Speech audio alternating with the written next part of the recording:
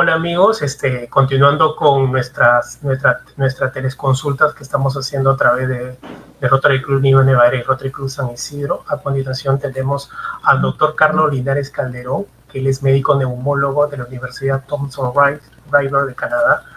Él trabaja en la Clínica de Especialidades Médicas de San Borja y el Policlínico Nuestra Señora de los Ángeles Franciscanos en Hawker. A continuación, él nos va a dar un tema muy importante que es el manejo del asma. ¿Ya? Luego con el doctor. Bienvenido, doctor.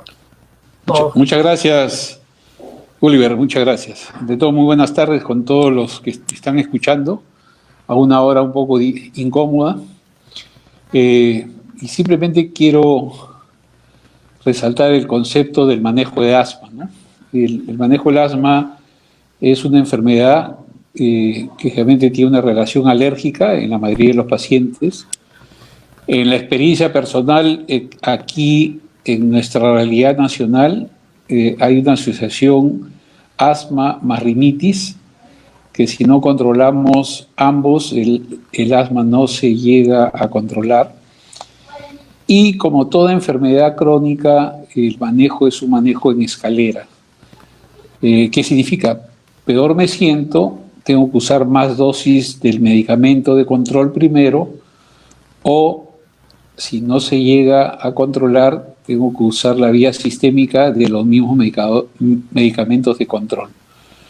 Entonces, el asma, sobre todo en aquellos pacientes que tienen síntomas persistentes o molestias persistentes, siempre llegan a la consulta diciendo, sufro de asma.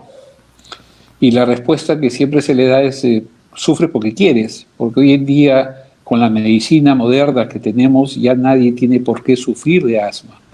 Todos los asmáticos tienen una vida normal, bailan, juegan, viajan sin ningún temor, siempre y cuando sigan las recomendaciones de su médico especialista sobre el control de asma.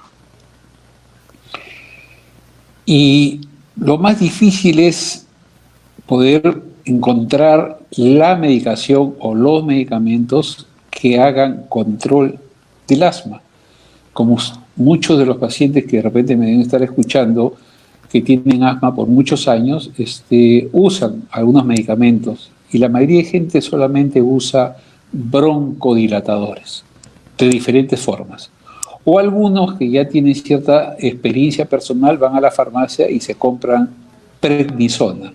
La prednisona, si bien es el mejor desinflamante del pulmón y es el que mejor funciona en la vía respiratoria, tanto alta como baja, pero es como tener una pistola.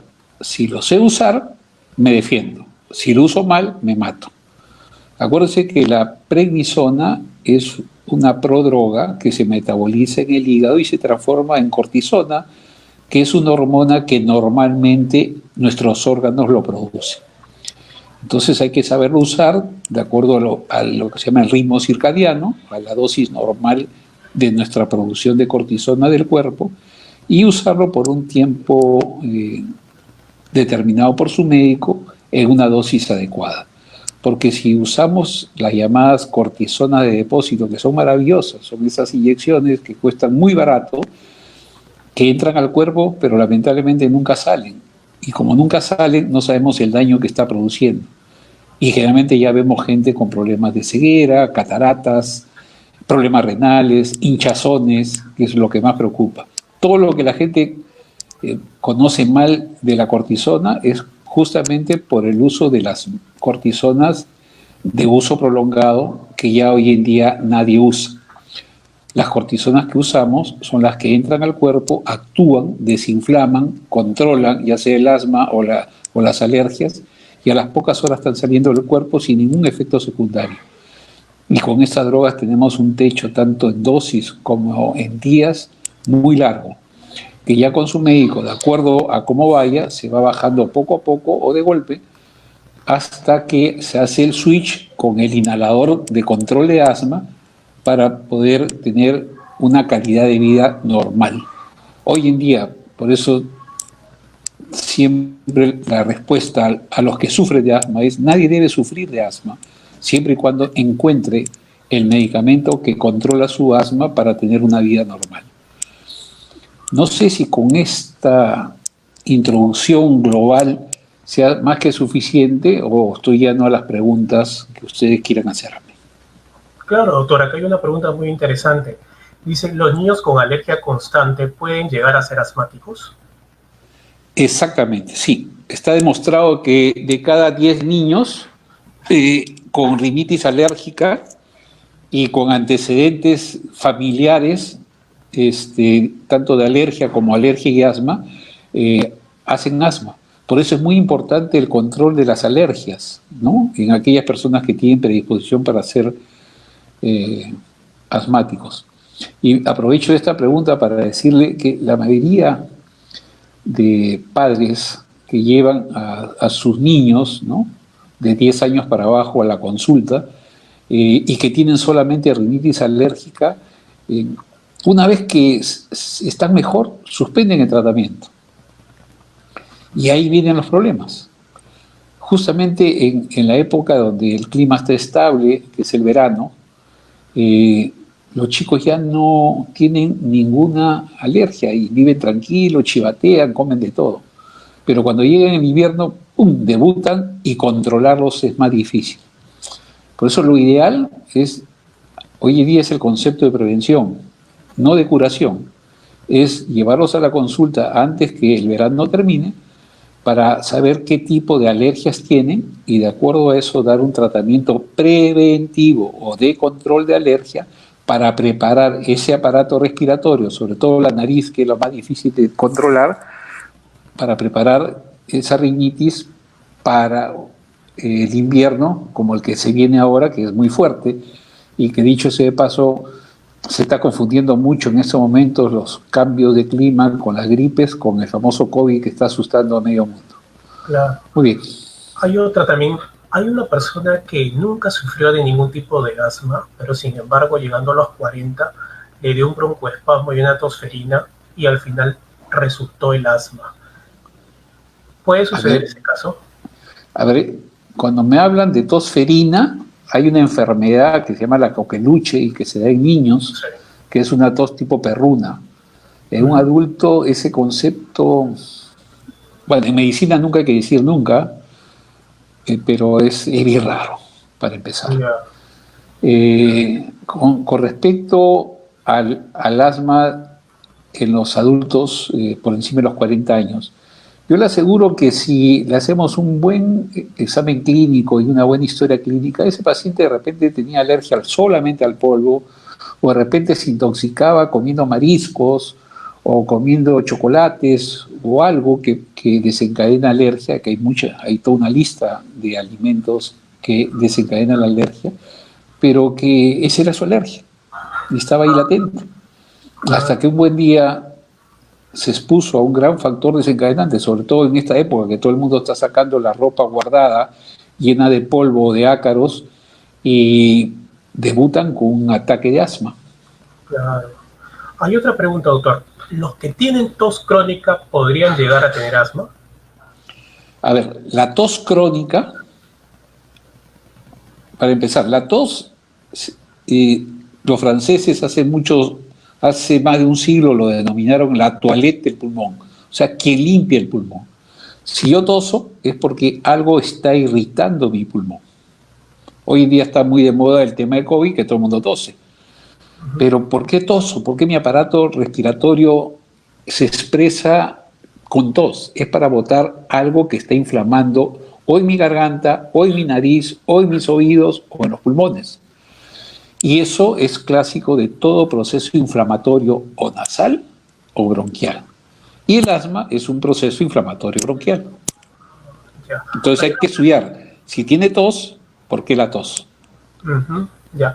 Hay otra pregunta. ¿Las vacunas de la influenza ayudan? Ayudan al asma, ayudan al COVID, eso es lo que no termina de preguntar. Sí. Pero la vacuna de influenza, ahora que todo el mundo tiene miedo al COVID, todo el mundo se quiere vacunar contra la influenza. Y si bien esta es una vacuna que se usa hace muchos años, pero nadie la dado antes. ¿En quiénes se deben vacunar? En aquellas personas con factores de riesgo, ¿no? O sea, uno de los factores de riesgo soy yo, por ejemplo, ¿no? Ya que ya pasamos los 60 años.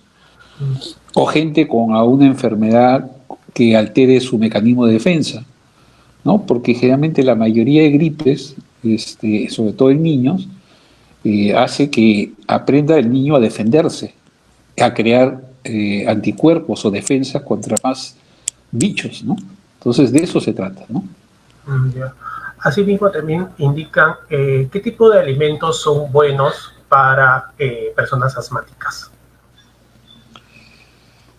Una buena pregunta. Aquí hay muchos mitos, ¿no? Que el limón, que el ají, que el ceviche, etcétera, etcétera, etcétera. Yo lo único que les puedo decir es, un asmático bien controlado come de todo. Perfecto. Otro también que dice, ahorita que está la moda de inyectarse vitamina C, ¿ayuda a las personas asmáticas? A ver, la vitamina C está considerado como uno de los antioxidantes más importantes que contribuyen a controlar cualquier proceso inflamatorio respiratorio. Pero hay una cosa que yo no entiendo en la población peruana. ¿Ustedes saben cómo se desperdicia el camu camu en la selva? ¿Ustedes saben que el camu camu se pelean los asiáticos y los japoneses por llevárselo a su país? Y acá nadie le da bola, pero prefiere inyectarse vitamina C. La mejor vitamina es la vitamina O. Nosotros somos un país rico en frutas llenas de vitamina C. ¿Por qué no lo consumimos? Y son naturales. Sí. En Gringolandia, en todo el norte, se pelean por el maracuyá, los limones nuestros que son ácidos, ¿no? Son ácidos, no son alcalinos, como por ahí todo el mundo pregona para el tratamiento del COVID. ¿Por qué no lo consumimos? Que sea una costumbre. Lo consumimos en el ceviche, en la leche tigre, pero no como un refresco. Y la gente prefiere tomarse pues una gaseosa azucarada que hacerse un jugo de maracuyá o de limón o de naranja. Ya. Después hay otra pregunta más. A ver, ¿quiénes son los más propensos a sufrir de asma? Los que tienen definitivamente una carga genética de alergia. Siempre hay alguien en la familia que, ya sea por la línea de los abuelos maternos o paternos, o tíos maternos o paternos, o primos maternos o paternos, que tienen siempre a un cuadro de alergia o también de asma. Lo que pasa es que aquí en nuestro país tener asma es una peste. Entonces mucha gente dice, pero a mí no me sirve el pecho. Perfecto. A la persona que le sirve el pecho es porque ya está mal, ya despertó el asma. Pero el asma empieza como un proceso bronquial, generalmente en niños o en adultos jóvenes, como después de una gripe o después de hacer alguna travesura, es un cuadro bronquial que no se cura, ¿no? Y le ronca el pecho, sobre todo en las noches, o corre o hace una actividad física y siente que se ahoga más rápidamente o que le aprieta el pecho. Eso ya son signos de asmáticos, donde para demostrarlo se hacen pruebas de espirometría, ¿no? Otras pruebas para determinar si es asma o no es asma. El mito clásico en el Perú. Hay un mito en la costa, hay asma y en la sierra no, y en la selva. Bueno, yo he tenido la gran suerte de viajar por los rincones más chiquitos tanto de la sierra como de la selva, y hemos encontrado procesos asmáticos en todos sitios, a pesar que en la selva hace un calor bárbaro, ¿no?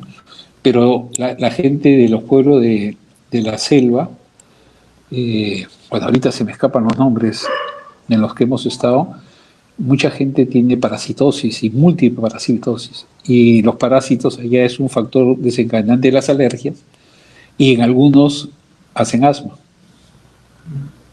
¿Qué tan cierto dicen que la natación ayuda mucho a las personas asmáticas? Todo ejercicio, no solamente la natación, es bueno para mejorar la capacidad respiratoria. Pero si yo soy asmático y no estoy bien controlado, o tengo rinitis alérgica y estoy bien controlado, me meto a la piscina, esa agua entra por la nariz y termina en sinusitis. Entonces, en resumen, cualquier problema respiratorio antes de hacer natación o un ejercicio debe tener su aparato respiratorio nasal o bronquial bien controlados. Ya, excelente. Bueno, ya no hay más preguntas, doctor. Creo que ha despejado muchas dudas y creo que ya quedó claro de que Perú no debería haber gente asmática, ¿no? Entonces, a ver, en el Perú sí siempre va a haber asmáticos, porque hay genes hispánicos o lo que sea de asma. El tema es que deben ser asmáticos bien controlados. Y hoy en día es fácil, porque la medicación de control de asma está al acceso de la mayoría de la población. O sea, ya no son remedios súper caros. Hoy en día hay muchos laboratorios que ofrecen los combos 2x1, 3x1 y se lo llevan a su casa. Entonces, hoy día el que sufre de asma es porque quiere. Ya, doctor, quedó muy claro, creo. Entonces, gracias por la charla y por responder las preguntas. Si quiere agregar algo más como para manera ya de cerrar. Bueno, yo lo único que les puedo decir es que a toda persona que tenga un problema respiratorio nasal o bronquial que dure más de 15 días, háganse un chequeo. No acudan a la farmacia, no se automediquen. Muy amable. Gracias. Listo, hasta cualquier momento. Gracias.